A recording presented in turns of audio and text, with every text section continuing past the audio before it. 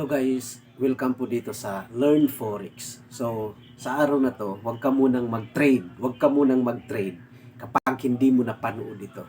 Actually sa Forex, ang pinakamalagang unang malaman mo ay kung ano yung nangyayari sa loob ng market during the time of US session. Kasi nga, napakadalas ay sa US session, dito na yung mga movement ng market. Kasi nga, dito na pumapasok yung mga traders natin, mga bangko ng New York. So, kailangan muna natin pumunta sa Forex Factory. Kailangan natin malaman ang news mamaya para, okay, yan na, forexfactory.com. Para, syempre, maging aware na tayo, much better na, medyo alam natin, okay, may kunting alam na tayo kung ano yung possible na mangyayari. Okay, dito, ito actually may mga ano dito sa Forex Factory. Yan, Wednesday, nung Wednesday yan. This is July 11, kahapon. Dito tayo sa Friday, July 22. Dito tayo sa Friday, magsisimula tayo. At yun, titingnan lang natin yung USD lang. Kasi sa halos nasa USD lang naman tayo nagtitrades. Pero kapag fundamentalist ka, o marunong ka sa fundamentals, ay hindi lang naman USD yung tinitrades mo. Pero sa ngayon guys, kasi nga nagsisimula pa lang tayo, so dito tayo sa USD. Okay, sa USD po natin, meron tayong core PPI mamaya. Ayan. Ang oras po ay 8:30. At meron din tayong PPI inflation ba to? Okay, medyo nalimutan ko na pero parang ganun yun. So, ito kung bakit naka-red siya, kasi nga ibig sabihin niyan high impact news. Malakas po ang tama niyan sa market. Kaya dapat malaman natin kung ano ba yung possible na lalabas na data dito para at least mak-assume tayo na ganito possible naman yan. Okay. So, we have previous, may nakalagay. Sa previous, dito tayo sa core PPI, meron ditong, okay, yung previous niya is, 0.0%. Pero yung forecast niya, ibig sabihin yung forecast, ito naman yung possible na lalabas na data. It is based on the economist. Yung mga economist natin, sila yung nagpo-forecast na ano yung possible na ilabas na data. So, ang possible na ilabas na data is 0.2%. So, which is mas mataas siya kaysa dati, last month natin. So, mamaya naman, ang sa PPI natin, 0.1, samantalang yung previous niya, negative 0.2. So, mas mataas pa rin. So, dito sa dalawa guys, meron na tayong idea na possible tataas itong si US. Bakit nga? Kasi nga dahil sa forecast na to. Ibig sabihin yung mga economists natin, nag-forecast sila na mamayang gabi 8:30. So possible yung market ng US ng dollar rather, ang market ng dollar o kaya yung USD ay lalakas. O baka lalakas siya. So ayan, meron pa tatlo pala to. Meron pa tayong itong consumer sentiment. Saan mas malakas din siya, mas mataas ang kanyang forecast kasi yung kanyang previous is 68.2, ang kanyang forecast naman is 68.5. Pero dito pa rin yan, mamaya mga 8:30 lalabas yung tamang data dito yan sa actual. Lalabas yung tamang data dito. Pero sa ngayon meron na tayong tawag dito, initial, kaya meron na tayong kaunting alam na ito na yung possible mangyari sa market. So, malaki ang chance na tataas na si market ngayon. So, kapag ganyan, pero ito, disclaimer, minsan kasi iba yung lumabas dito na data, mas mababa siya. Okay. Pero, dito muna tayo sa forecast. So, punta tayo sa ating dito sa trading view. Sige. Ang forecast natin sa USD is malakas. Tingnan natin sa trading view. Okay, sa gold tayo. Actually, this is gold. Oh, grabe. Gold. Balikan natin sa daily. Gold. Okay. Hala, grabe guys,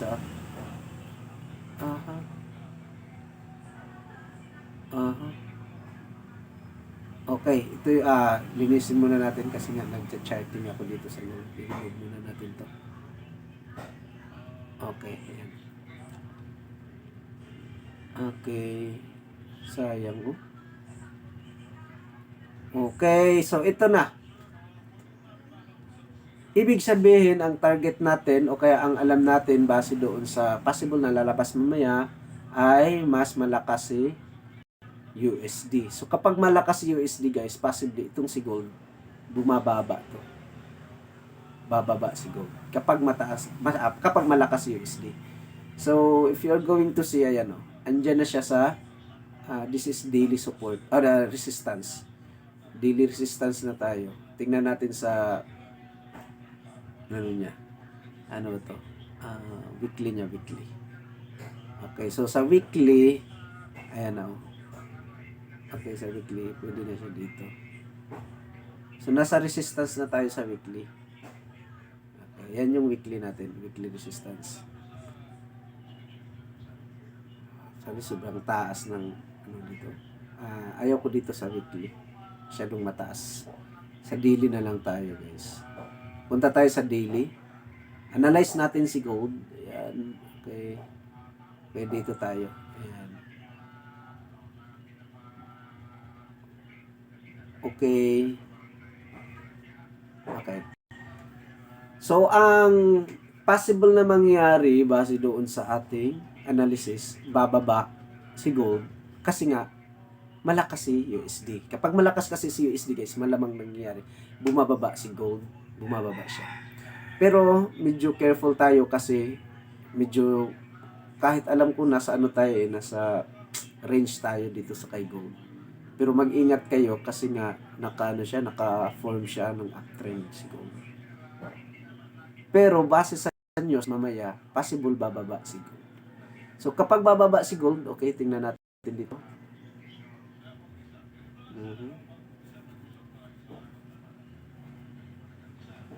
Si gold, sa ngayon wala pa akong nakitang pwede mangyari kay gold.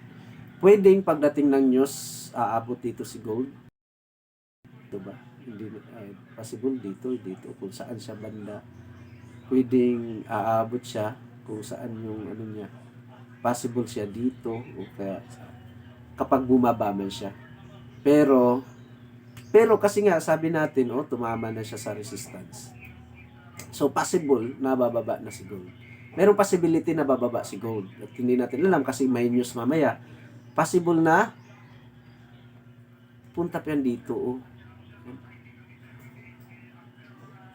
Okay, yan. Possible na pupunta yan dito bigla. Hindi natin alam kasi nga yung news natin. Pero kung ako sa inyo, kapag magsisell kayo, hanggang dito lang muna. Hanggang dito lang. So medyo mahirap pa mag-sell dito sa kay gold.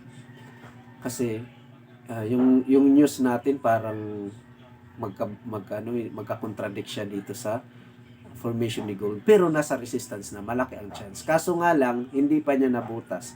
Hindi pa siya nag-create ng series of lower lows. So, malamang sa malamang, hindi pa natin masusure.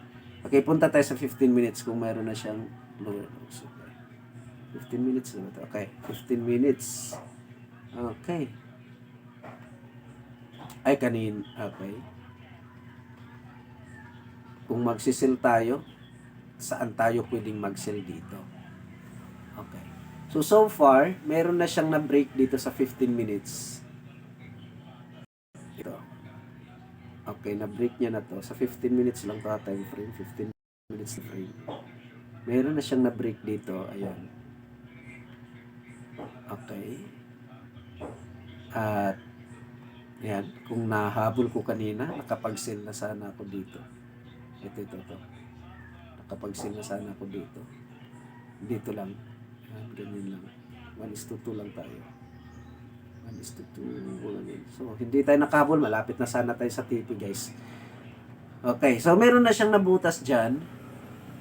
At ito, obserbahan natin mamaya mga bago mag-8, bago magbas ang news. Observe tayo mamaya dito. Ito. Okay. Itong area na to. Possible kasi iti-test niya to sa bababa siya. Yan. Okay, lagyan natin ng para medyo Um, ma, ano pa? Okay, yan. So, possible, mamaya, pwede to abangan natin mamaya ito dito. 1:2 lang. Kapag nagbigay ito ng signal dito, mamaya, di magsisell tayo. Pwede na tayong mag-sell. Kasi sa 15 minutes, meron na siyang series of lower lows. Yan, higher high, higher lows. Tapos dito, hindi na niya nabutas. So, nagkaroon na siya ng lower lows. Tapos, higher lows. Tapos, lower lows. So, possible dito, babalik yung price dito. Ito, mamaya, dito or dito. Pero kapag nabutas to, ng price, ito itong nilagay kong linya. So, malaki ang chance na tataas siya ang price. Pero, yun nga, sabi ko sa inyo, ang pinaka fundamentals niya sa ngayon, yung mga economist, nag-suggest sila na malaki na ang chance na bababa si gold. Bababa. Kasi lalakas na si US. So, tingnan natin ngayon naman okay, focus tayo sa US mismo. USD JPY. Dollar, yen. Okay, tingnan natin. Kasi lalakas daw si US. Oh, yan. Grabing tira naman to. Oh, grabe Kahapon yata. Tapos 15 minutes to.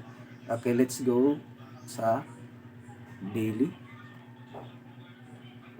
time frame. Ito guys, itong tinuturo ko sa inyo guys, medyo pang-advance tong konti. Okay, ayan. So sa daily time frame natin guys, dito sa US